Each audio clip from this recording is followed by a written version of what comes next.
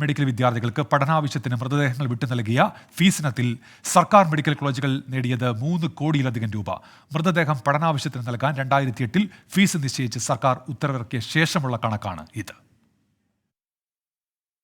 2008 ഉത്തരവ് പ്രകാരം സ്വകാര്യ മെഡിക്കൽ കോളേജുകളിലെ വിദ്യാർത്ഥികളുടെ പഠനാവശ്യത്തിന് സർക്കാർ മെഡിക്കൽ കോളേജുകളിൽ നിന്ന് മൃതദേഹം വിട്ടു നൽകുവാൻ ഫീസായി 40,000 രൂപയായിരുന്നു നിശ്ചയിച്ചിരുന്നത്.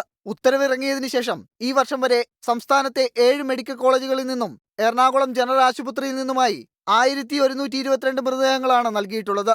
ഫീസ് ഇനത്തിൽ 3,66,25,000 രൂപ മെഡിക്കൽ കോളേജുകൾക്ക് ലഭിച്ചു. ഏറ്റവും കൂടുതൽ മൃതദേഹങ്ങൾ പഠനാവശ്യത്തിനായി നൽകിയത് എറണാകുളം ജനറൽ ആശുപത്രിയിൽ നിന്നാണ്. പാരിപ്പള്ളി, ഇടുക്കി, കോന്നി, മഞ്ചേരി എന്നീ മെഡിക്കൽ കോളേജുകളിൽ നിന്ന് മൃതദേഹങ്ങളൊന്നും കൈമാറിയിട്ടില്ലെന്നും ആരോഗ്യവകുപ്പിൽ നിന്നുള്ള വിവരാവകാശ നിയമപ്രകാരമുള്ള മറുപടിയിൽ പറയുന്നു.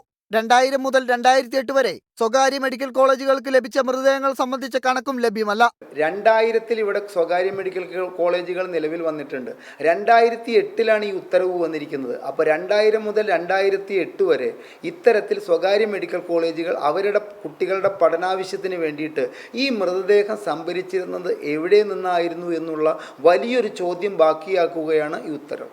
മൃതദേഹങ്ങൾ രേഖകളില്ലാതെ കൈമാറിയിട്ടുണ്ടെങ്കിൽ ഇത് സംബന്ധിച്ച് അന്വേഷണം നടത്താൻ പ്രത്യേക അന്വേഷണ സംഘത്തെ രൂപീകരിക്കണമെന്ന കോടതി ഉത്തരവും ഇതുവരെ നടപ്പായിട്ടില്ല. 24 കൊച്ചി.